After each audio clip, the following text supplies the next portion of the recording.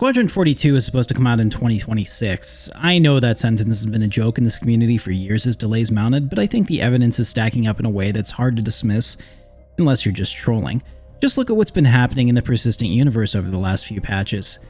The engine code from Squadron is starting to move over to the PU, which allowed for some major unannounced graphical updates. The transit system is being rewritten from scratch, crafting went from non-existent to functional, the performance improvements have been dramatic.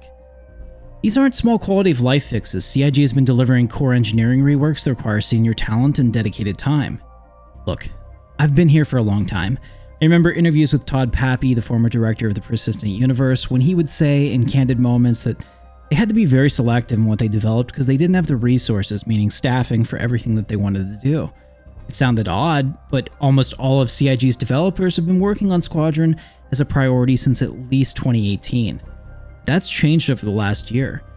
Now that the PU is seeing the core engine support return, everything is on the table. You don't pull your engine programmers off a game that still needs them to go fix the elevators. CIG's Persistent Universe getting this level of engineering attention tells me that Squadron 42 is either done or close enough that the team can afford to shift focus. I believe I'm right about that, so what I'm about to talk about is more urgent than most people realize. Squadron 42 is not going to be the biggest release of this year. I know that. That's GTA 6 if it doesn't delay again. But a game that just came out can be every bit the litmus test CIG needs for how gamers react in this current environment. Crimson Desert launched 3 weeks ago, and what happened to that game is something everyone at CIG should be studying right now.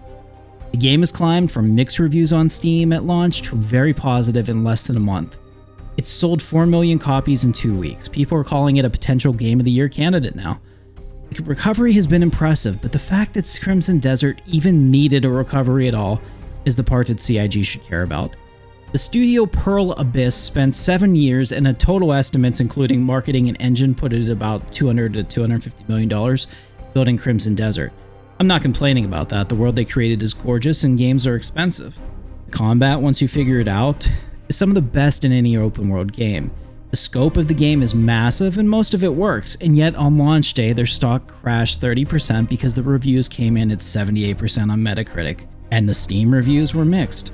4 million people bought the game, and some meaningful percentage of them bounced off it in the first 2 hours and just will never come back. That's the part CIG needs to think about. The game wasn't bad, but it just wasn't ready for the people that were playing it. And I really believe that the controls were the biggest problem. Jump and interact shared the same buttons, sprint required matching shift repeatedly, which would wreck your hand over a long session, and give anyone over 30 the ever-present fear of activating Windows sticky keys. Seriously, that sound still haunts me. Even worse, core bindings couldn't be remapped on the controller. The combo system was complex enough that Pearl Abyss's own PR director told players it was like riding a bike. And the community roasted him because that analogy means the game is hard to learn, which is exactly the complaint he was trying to dismiss. Beyond controls, the boss fights were punishing in ways that made you want to close the game instead of trying again. The kind of difficulty where you don't feel like you lost because you made a mistake, you feel like you lost because the game decided you should.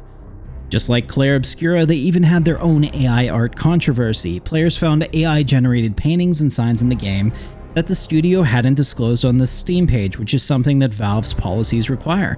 They apologized after getting caught, but the damage to trust was real. Transparency matters, and getting caught withholding information from your community is worse than whatever you were trying to hide. In a way, Star Citizen has been on its own version of this journey. There's no doubt there's a steep learning curve in Star Citizen, and how that's translated into Squadron is going to be key to retention. We've seen Chapter 1 already, and it looks amazing. What we haven't seen is when you go to flight school and learn how to play the game.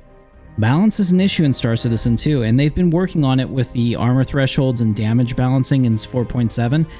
Getting combat difficulty right is hard, and getting it wrong at launch means you lose people before they ever see the depth of what you've built.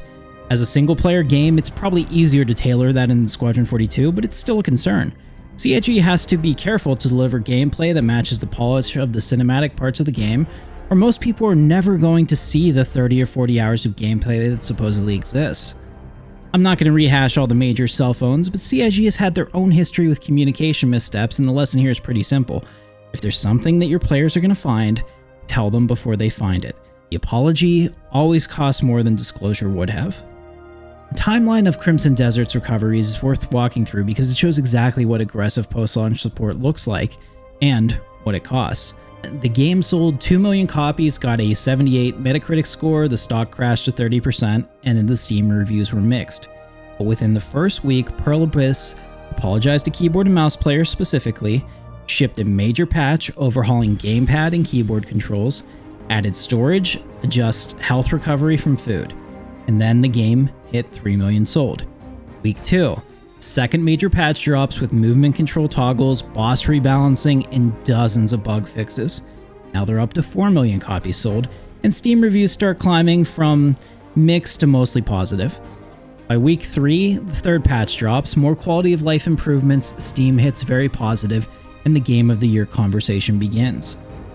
Listen, the developers at Pearl Abyss deserve credit for how fast they moved, but that turnaround only works because the game underneath was good enough to survive the rough launch. For every Crimson Desert that recovers, there's a long list of games that didn't make it back. No Man's Sky pulled it off over years of free updates. Cyberpunk 2077 might be the poster child for a game that clawed its way back after over a year of patches and DLC that reminded people what this game could be. Those are the success stories. Nobody talks about the dozens of games that launched rough, got a patch or two, and then the studio moved on because the audience was already gone, unless you're specifically talking about Highguard or Concord. Those are a completely different class of failure. CIG cannot afford to be on that list. Squadron 42 is way more than a game launch for this studio. It is the very singular moment that validates or undermines everything this project has been building for over a decade. The reviews that drop in the first 48 hours will define the public perception of Star Citizen for years. A 78 Metacritic score crashed Pearl Abyss's stock 30%, and they're a publicly traded company with a successful MMO already generating revenue. Squadron 42 is basically showing what their polished version of Star Citizen can be. It's the best the studio can do, so it needs to deliver. The control parallels alone should keep CIG up at night. Star Citizen is one of the most complex control schemes in gaming, and it has to be because the game does a lot of things and each one needs a specific input. But a complex game can still have an intuitive entry point, and Crimson Desert just showed what happens when it doesn't. Squadron 42's players won't all be Star Citizen veterans who know the keybinds by muscle memory. They'll be coming from whatever they played last week. Some might have flight sticks, but most won't. The game has to be great on mouse and keyboard, controller, and HOTAS. If the first thing they feel is confusion, they won't push through to get to the part where it gets good. The good news is CIG has something that Pearl Abyss didn't have: time. Crimson Desert shipped when it shipped because they have investors who needed a return. CIG has internal investors who have shown a willingness to be patient on their development timelines. If they wanted Squadron 42 out the door faster, it would have been. Working with people that know you're sitting on what could be the next Fortnite revenue-wise, and I think a released Star Citizen absolutely has that potential. It might be the most controversial thing I say in this video, but I 100% believe it.